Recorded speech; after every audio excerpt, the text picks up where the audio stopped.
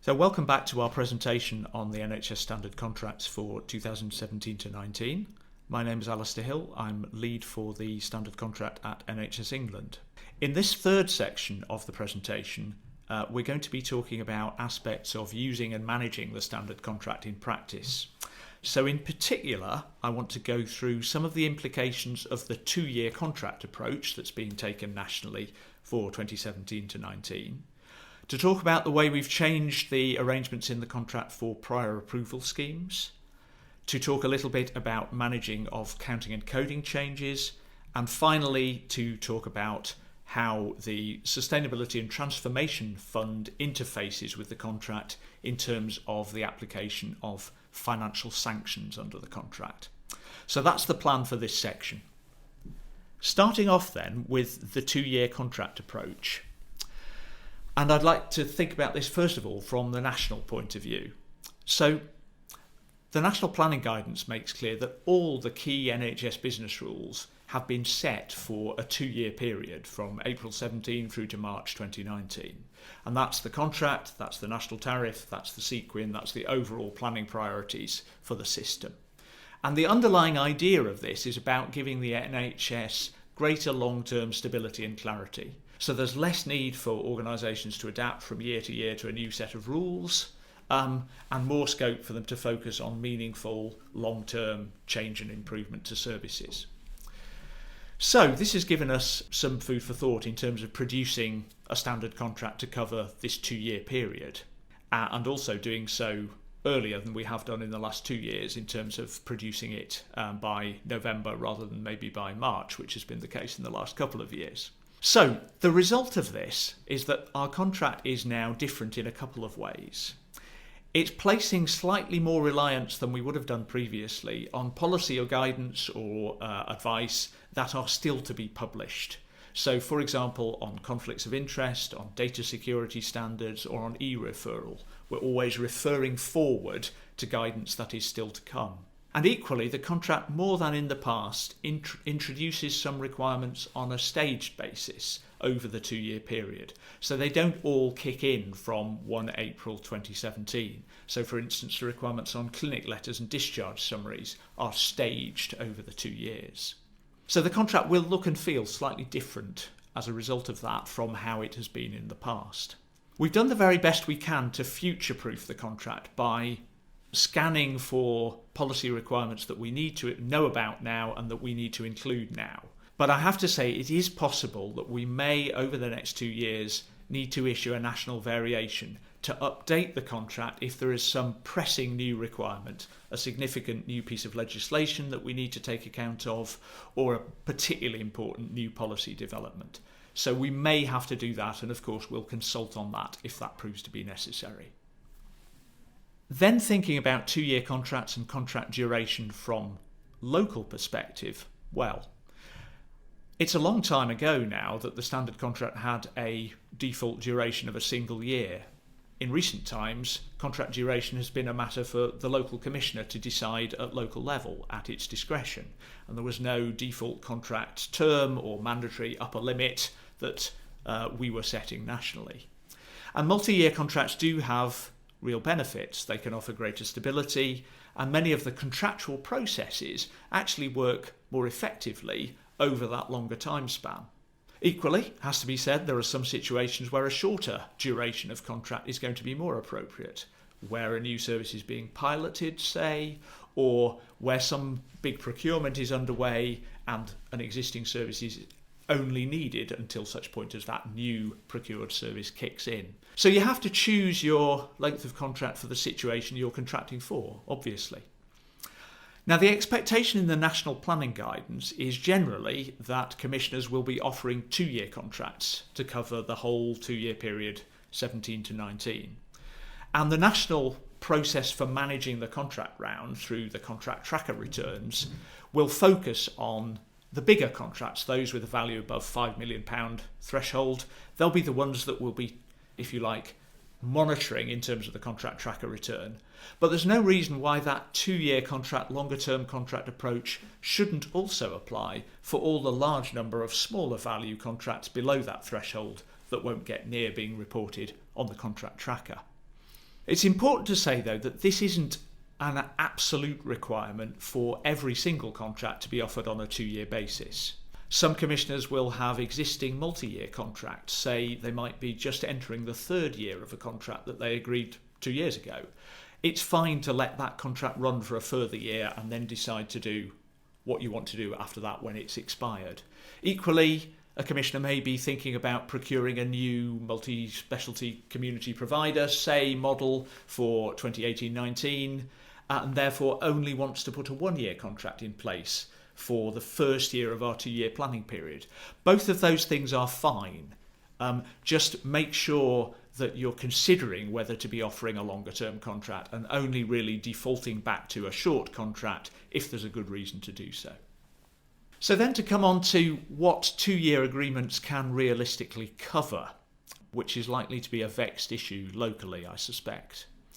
So commissioners and providers are going to need to balance, on the one hand, trying to achieve as much clarity as they can at the outset of their contract negotiation so that their contract is as clear as possible about what applies for the whole 2-year period. That on the one hand, with on the other hand recognising that in some cases they're probably going to need to update their contract and vary it from year to year.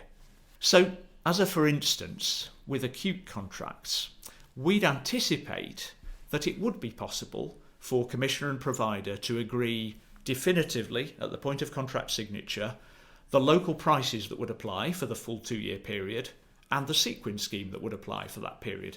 Those should be possible to agree and put to bed.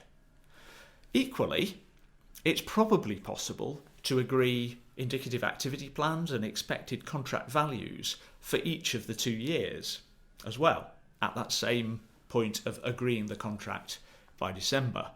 But to be honest, it's likely that any indicative activity plan for the 2nd year, and therefore the contract value that goes with it, is going to become out of date. Activity values don't always stick to what people have planned, things change. The likelihood is that to keep the contract relevant and accurate, commissioner and provider may well need to agree a variation to introduce a revised indicative activity plan or contract value for year 2. So that's the sort of example of what we're thinking could be agreed up front, but what also might need to be revisited as you go through the contract period. So do remember, a multi-year contract is not static. There is likely to be some need for a process of updating through variations as you go from year to year. So the next area I want to talk about is prior approval schemes in contracts, which is an area where we have made a number of changes for 17-19. So what are prior approval schemes? Well, they're a means through which commissioners can give contractual effect to their commissioning policies that set out the basis on which patients should be able to access particular services or treatments. So at the simplest level, prior approval schemes simply set a framework within which the provider must work. A prior approval scheme for treatment X says that these are the access criteria and the provider just has to treat patients who meet those criteria. Fine. At the more complicated level, and this is typically, or should be typically, where we're talking about access to quite high cost and unusual treatments, a prior approval scheme may mean that the provider needs to submit detailed information in advance about a particular patient to the commissioner, and the commissioner will then make a decision on that individual patient basis whether to approve treatment or not, and treatment doesn't start until that approval is given. So the arrangement for prior approval schemes are set out in Service Condition 29 of the contract, and in summary, they are that prior approval schemes are notified by the commissioner to the provider, either in advance of the contract year, or new schemes can be introduced in year, or changes to schemes can be brought in on 1 month's notice. So that's how the technicalities of prior approval schemes work in the contract. So what have we changed in the contract provisions in this area for 17-19? So there are 4 changes overall set out over the next 2 slides.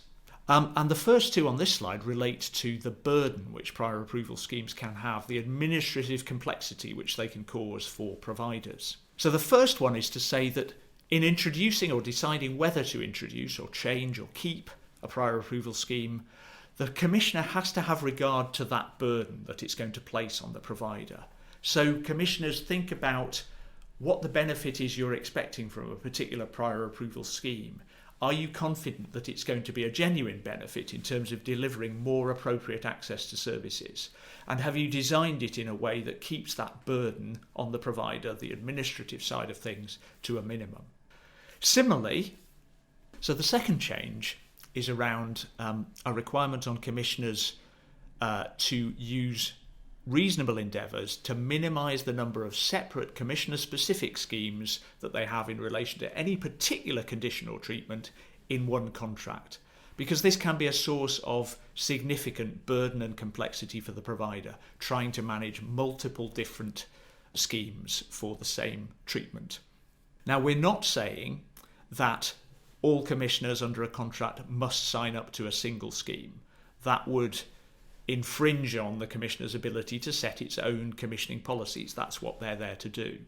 But we are saying they have to make the effort to try to collaborate and minimise the number of separate schemes, minimise the difference between them, so that we keep the burden for the provider in reasonable bounds. So 2 more changes around prior approval schemes which have a slightly different focus. The first of these is about making sure that the operation in practice of prior approval doesn't cause undue delay in patients accessing treatment. It will cause some, but it mustn't cause undue delay, and it mustn't put at risk the achievement of national waiting time standards, for instance. That's a fairly common sense requirement. The second one is around introducing a standard for response times to prior approval requests. Now, the contract used to say that these should be set out in each individual scheme, and we've changed that. We think it's more straightforward for that to be set out once for the contract as a whole. So you now need to note that response time standard within the particulars of your contract. So the third area I want to touch on in this section of the presentation is around the vexed topic of managing counting and coding changes. That is, changes in the way in which activity, patient treatment, is recorded. Now, I'm not going to say a huge amount about this, but the arrangements for managing counting and coding changes are set out in Service Condition 28, as they always have been, and they are primarily relevant where we're talking about services which are funded on an activity times price basis at national prices. We've not changed the provisions in the contract for 1719, and what they say at a very simplified level is this. Potential changes that either party wishes to make have to be notified 6 months in advance by the 30th of September in any year. The changes are then discussed between the parties in the context of what the national rules say, that the NHS Data Dictionary, National Guidance on Clinical Coding, do those rules say that this is the right change to make? We will be complying better with national guidance if we change our current recording practice. So if a change is agreed in that context, then it should be implemented from the following 1st of April. And this is then the big thing. The financial impact of an agreed change is then neutralised between the parties by a payment adjustment for the whole of that first contract year. So if you notify a change by 30th of September 2016, it would usually, if agreed, be implemented from the 1st of April 2017. Its financial effect is neutralised for the whole of 1718, and then the full financial effect has its impact from the 1st of April 2018. None of that has changed. However, we are aware that this whole area of counting and coding changes can generate significant disagreement locally, difficulty of interpreting the rules, and so on. And we have therefore significantly expanded the section of our contract technical guidance with this. This is section 44 that deals with this area, trying to pick up the consistent themes of the questions that we've been asked over the last year or two on this subject. So please do read this new guidance carefully. We hope it will answer your questions, as will the illustrative case studies we've included in Appendix 6 to the guidance. But if you are then still stuck, do please approach us. We're happy to try to answer questions on this. Email us via the Contracts Help email address. So finally, saving the best for last, the last topic to cover is contract sanctions in the context of the Sustainability and Transformation Fund. And the arrangements here continue broadly as in 2016-17. So where trusts accept the offer of funding from the STF and the conditions that are associated with that, then the application of certain financial sanctions under the contract will be suspended. The difference between our position for 17-19 and where we were when we published the 16-17 contract in March is that the process this year is already much more advanced. NHS's Improvement has published indicative guidance already on the new system for 17-19, and it's made specific offers to trusts of the SDF funding they're being offered and the associated financial control totals they would be expected to deliver. And trusts have until the 24th of November to respond to those offers. So what are the conditions that apply for contract sanctions to be suspended? So first of all, the provider must, in respect of either 17-18 or 18-19 or both, have accepted the offer of funding from the general element of the SDF. That's one. Secondly, it must have signed up to, for the relevant year or years, a financial control total. That's its aiming point for the level of surplus it's going to make or deficit it's going to make for the year in question. So those two things are given. And then the provider must agree a mix of performance trajectories or assurance statements. And these need a bit of explanation. So a performance trajectory would only ever be required in relation to one of three national standards: the 18-week RTT standard, the 4-hour A&E wait standard, and the 62-day cancer standard. And as the name trajectory suggests, it's a statement of your monthly intended performance against that standard. It's saying, we won't be meeting the national standard from the start of April 2017, but our plan is to improve our performance gradually over the months of the year and hit that standard at point X. So that's a performance trajectory.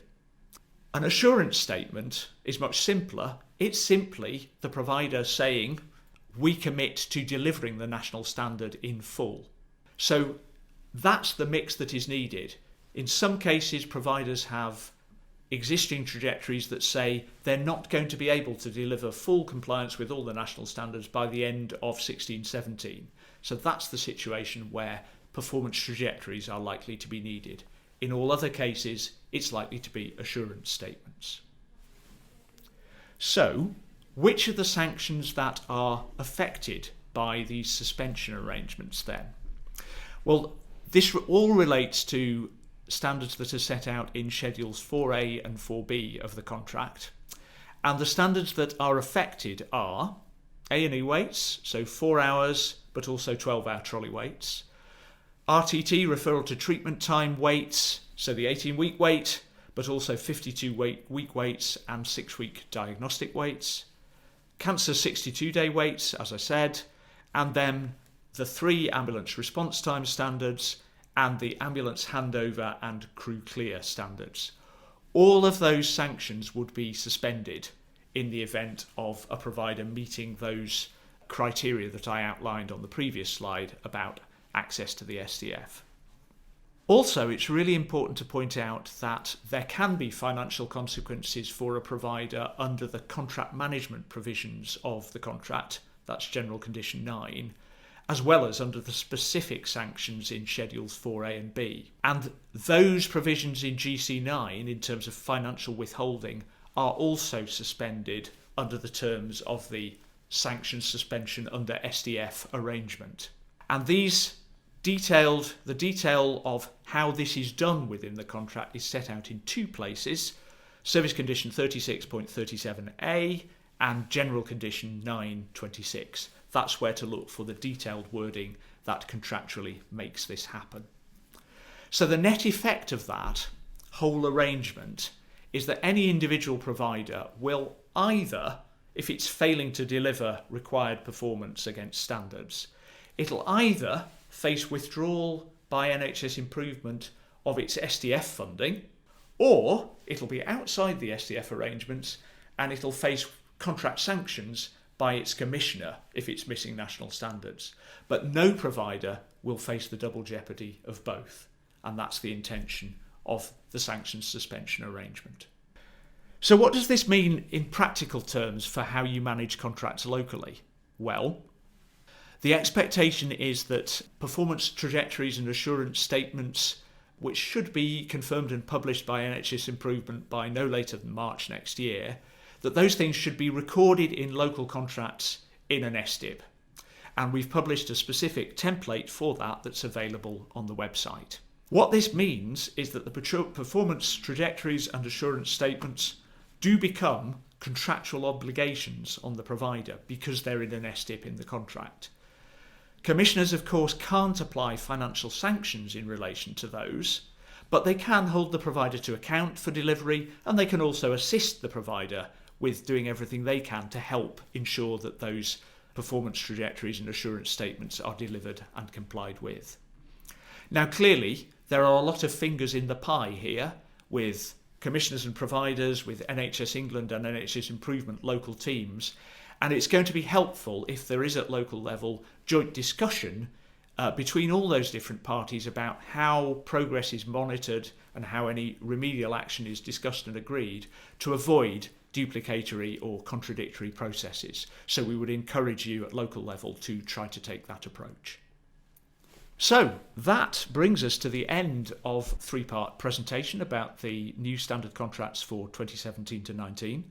Thank you very much for listening to us. As these are not face-to-face workshops, you haven't had to endure our normal quota of bad jokes, so we hope you're duly grateful. Please do feedback to us about how you felt this presentation worked by giving us an email to the contracts engagement inbox. And thanks again for listening, and good luck with your contracting endeavours for the forthcoming contracting round.